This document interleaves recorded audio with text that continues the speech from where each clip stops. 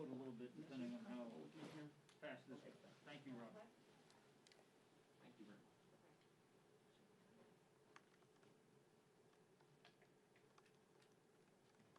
Thank you,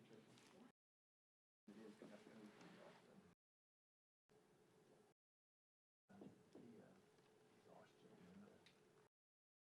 Bipartisan support. Members of Congress have a duty to take all necessary action to preserve continuity of government and protect the stability and integrity of our democracy for the future. That is why today, again, it is my honor to welcome Congressman Jamie Raskin of Maryland, a constitutional scholar, as he introduces legislation to establish a commission on presidential capacity to discharge the duties and the powers and duties of the office. This is not about President Trump. He will face the judgment of the voters, but he shows the need for us to create a process for future presidents. Throughout America's history, our leaders have created and strengthened guardrails in the Constitution to ensure stability and continuity of government in times of crisis. The 25th Amendment creates a path for preserving stability if a president suffers a crippling physical or mental problem and is, quote, in the amendment, unable to discharge the powers and duties of his office and transfers his powers. Specifically, Section 4 of the amendment empowers Congress to set up an independent body to confront such a crisis. Congress has a constitutional duty to lay out the process by which a president's incapacity and the president of any party is determined. This bill honors the duty by creating a standing commission of top former executive officials and medical experts selected in a bipartisan, bicameral way. A president's fitness for office must be determined by science and facts. This legislation applies to future presidents, but we are reminded of the necessity of action by the health of the current president. With this bill, the Congress honors our oath to support and defend the Constitution and protect the American people, and we uphold our responsibility to preserve our republic for generations to come.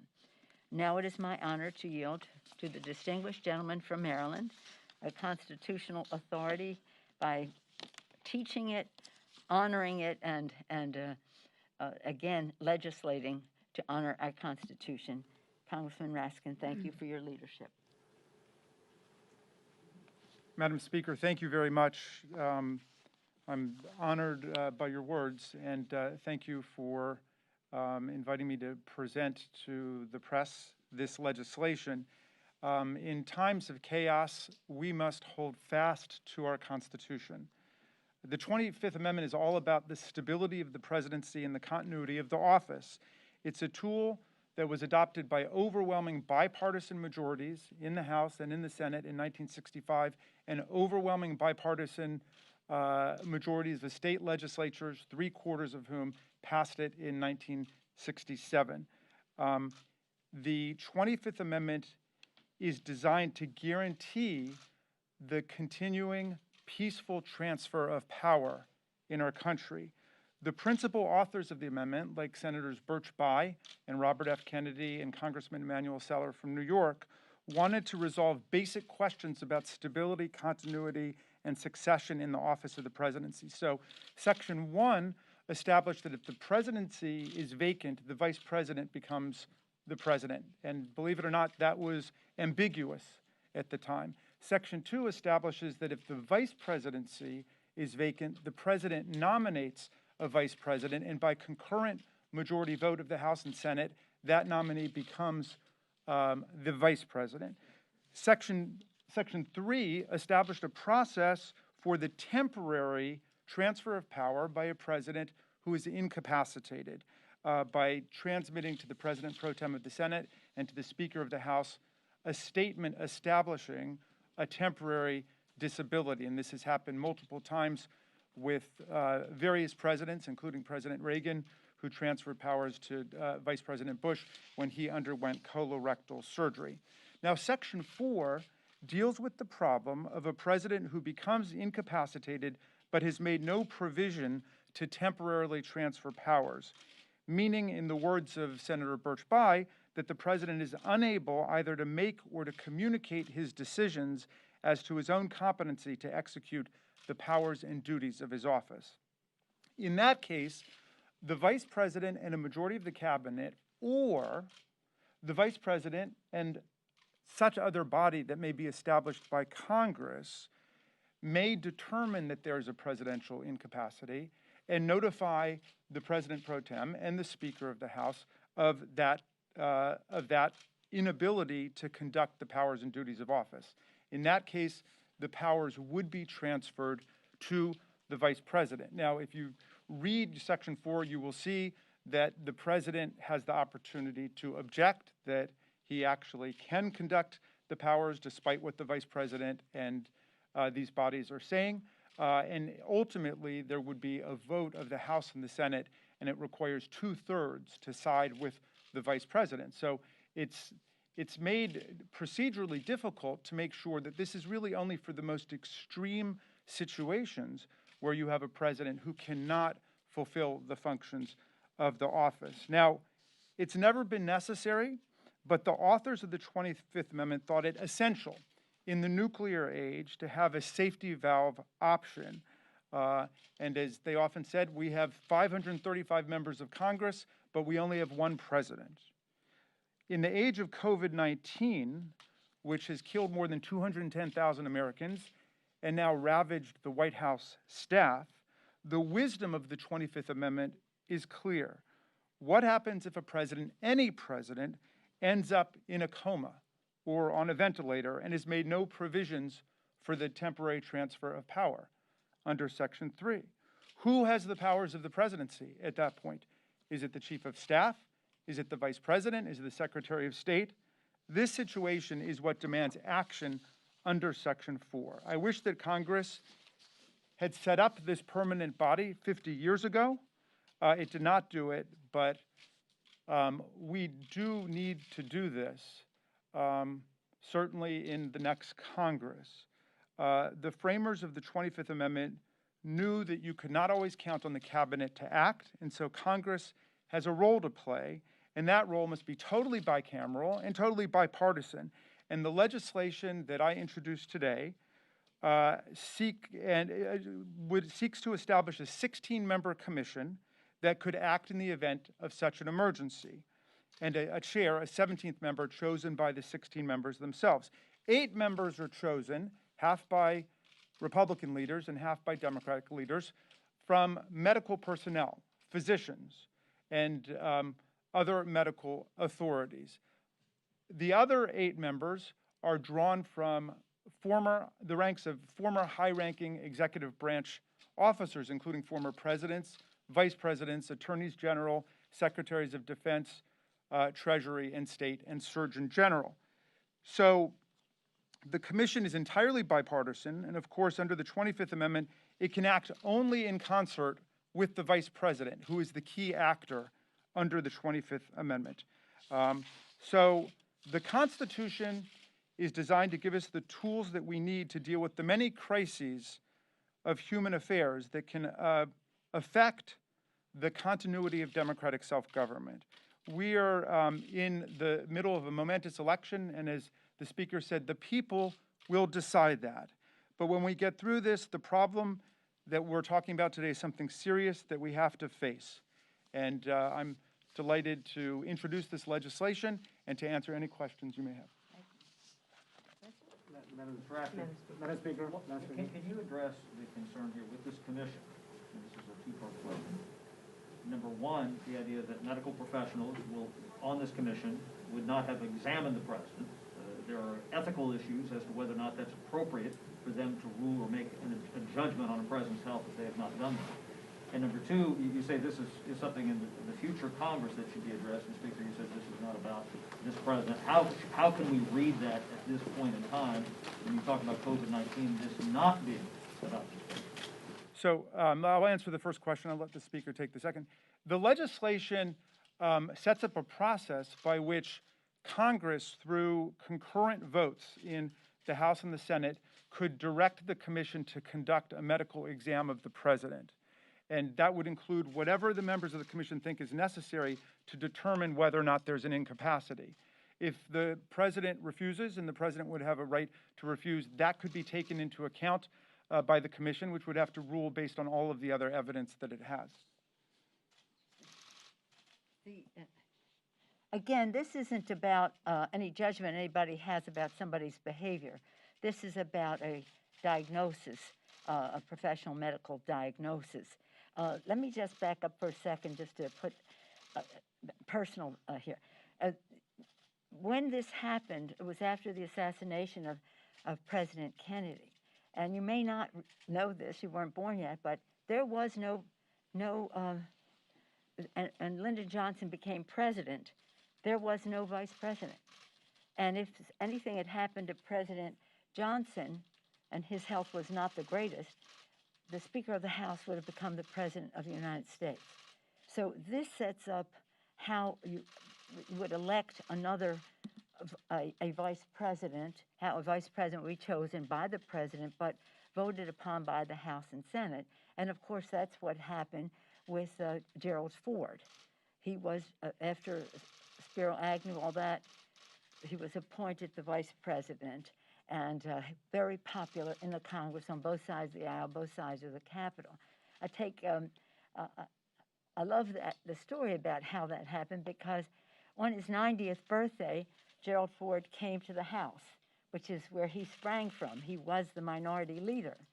And I said, Mr. President, I'm so honored to serve. I was minority leader at the time. I'm so honored to serve in the position that you served in. And he said to me, I served with your father. I served with your father, and he started to tell me stories about that. When he died, I was the incoming speaker, and we had the honor of opening up the speaker's office and all the rest, even though I wasn't going to be sworn in for a day or two, but had possession of the speaker's office open to his family, who at the time he was minority leader, that's where he presided, and again, where his children came and did their homework and all the rest. So we have a real personal connection to Gerald Ford, who filled this spot as determined by the 25th Amendment to the Constitution. We can do a couple things at once. We can engage in our political activity for the public to make its verdict 25 days from now, and at the same time honor our responsibilities to have something in place that does not apply to this president, but certainly raises the issue.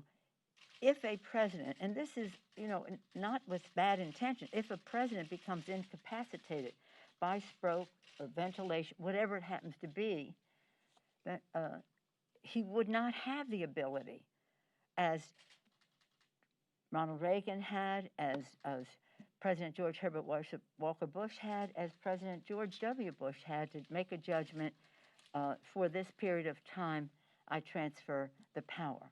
So this sets up a formula. It's not for any of us to decide that. It's about a process to decide it. And as the distinguished gentleman said, without the vice president is crucial to this, and that would be the vice president of the president's party. Madam Speaker, just a few weeks ago, or a week or two ago, you were toying with the idea of impeachment. Now you're talking about the 25th I was doing what? You're toying with the idea of impeachment. I was not toying with the idea of impeachment. And now let's you're not talking have about a predicate that did not exist. Another question, because that is based on a false thing. Yes, sir. Madam Speaker, I'm just curious about the timing. Why introduce this legislation now? Why not wait until the new session of Congress? Things may have changed, may have a clearer view of the arc of the legislation and the Congress. Wouldn't it be easier when the decks are cleared just to wait until the next session? We have to be ready, and it takes time, and there's been a call for why not execute the 25th Amendment. That's not what we're doing. We're saying let us Congress exert the power that the Constitution gave it. Jamie, did you want to speak to that? You know, it's interesting that when I found that the body had never been set up, and I guess the reason is that there's never a really good time to do it because it's always seen just in its local circumstance as opposed to the need to have this institutionally. So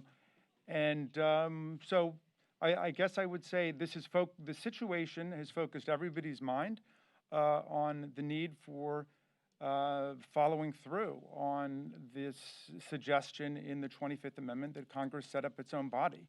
And I think, again, in the age of COVID-19, where a lot of government actors have been afflicted by it, we need to act. Madam Speaker, to my colleague's question, I mean, this is a president who has been impeached. You've made comments in recent days suggesting that you think his mental state might be affected by the drugs that he's on. What do you say to those who see what you're doing now and say, aha, this is just another attempt to go around the public and try to get rid of this president, you know, through a way that's not an election? Well, let me first say, what I said about the president and the drugs was, there are those who believe that taking certain medications can affect your judgment. I don't know. I said, let's say what I actually said. I don't know. That's what I said on a call with my members. So you may have gotten it through several times removed. There are those medical professionals who say that certain medications can impair judgment. I don't know. And this is not, I appreciate your question because this is really important. It's not about any of us making a judgment about the president's well-being. It's about this respected, bipartisan, both aspects of it, the medical side of it and the dignitary statesman side of it, are selected equally by the speaker, the leader, the speaker, the leader of the leader in a bipartisan way. And the vice president is crucial to that. When we do legislation, it's important to socialize it so that people understand why, so that we would like to have it in place, and it could be said for future presidencies. If the president wins this election, yes, it would apply to him. If he doesn't, it'll apply to the next president of the United States. But this isn't about anything to say, we got to do something like this about the election. It's not about the election at all. And I thank the distinguished gentleman from Maryland for this. This has been, we could have done this a while back. But the timing is for now because people want to know. We have to give some comfort to people that there is a way to do this. Very respectful of not making a judgment on the basis of a comment or behavior that we don't like, but based on a medical decision, again, with the full involvement of the Vice President of the United States. He or she may be at the time. Would you concede then that the president has not met the threshold for invoking the 25th Amendment? Well, I don't understand the question. Well, would you concede that the president has not met the threshold for invoking the 25th Amendment? That's not for us to decide. Yeah, I mean, the whole point is, look, we understand that in politics, people point fingers back and forth, but the issues raised are of such gravity and central importance to the nature of our government that we've got to think of this in constitutional terms. And this is why we need to set up an institution composed on a bipartisan fashion, in bicameral fashion, that will be able to make judgments, whether it is 5 months from now, 5 years from now, 50 years from now, whatever it might be. We're living in an age of a lot of chaos, and I want to say I appreciate what the speaker has to go through on a daily basis, dealing with the chaos of politics, which has been made especially intense recently. And I appreciate her seeing that we need to create some constitutional and institutional foundations for dealing with the chaos. And our forebears who wrote the 25th Amendment gave us the tools that we need to deal with these kinds of crises. Our common ground with the American people is the Constitution of the United States. It has always been gratifying for me, edifying to go around the country, and no matter Democrats or Republicans, right or left or whatever, that the Constitution, the rules, are what really do unify us. And this is a comfort to people, that it's not about who's in power saying, I don't like the way he or she is acting. It's about a process that is bipartisan, based in the Constitution, giving Congress the power to do this, which Congress hasn't done, and again, at a time when people understand that it has there's a necessity for it. But again, to your question, it isn't about any of us making a decision as to whether the 25th Amendment should be invoked. That's totally not the point. That's not up to us. That's not up to us. But I do go back to Mr. Raskin's point. Just put yourself in a situation and your responsibilities to your family. Should any of you suffer a stroke or COVID and go to ventilation and all the rest of it, and are not capable of making decisions for your family, and just because it's unforeseen, accidental, whatever happens, wouldn't you have in advance like to have had a plan for your family? Even if it's temporary, God willing, even if it's temporary, that would be in place. So that's what this is. Okay. Madam Speaker, on a related note, do you think... You suggested that... This will take one more because Thanks, Madam I Speaker. have a day job. You've suggested that President Trump has an altered state of mind. What are the indications of that? And if I may, recently you commented on UK Brexit policy. Do you think Prime Minister Boris Johnson is an example of somebody whose capacity to govern is reduced by coronavirus? I have no idea, nor do I have of President Trump. I just said he is under medication. Any of us who is under medication of that seriousness is in an altered state. He has bragged about the medication that he has taken. And again, there are articles by medical professionals saying this could, as I said earlier, could have an impact on judgment. I don't have the faintest idea about Boris Johnson, but I'm glad you brought up the subject because I think we have to be very careful about what happens in the UK. We have very stringent rules in terms of the Food and Drug Administration here about the number of clinical trials, the timing, the number of people, and all the rest, so that when a drug is approved by the FDA and the Scientific Advisory Committee, that it is safe and efficacious, then it will have the trust of the American people to take it. So vaccines are about trust. We want people to take it. So we pray that it is soon. The sooner the better. Not one day sooner than it is safe and efficacious, but not one day later either. And my concern is that the UK's system for that kind of judgment is not on a par with ours in the United States. So if Boris Johnson decides he's going to approve a drug and this president embraces that, that's the concern that I have about any similarity between the two. Thank you all very much. Madam Speaker, on a related note, do you think it's safe for the president to go out campaigning tomorrow?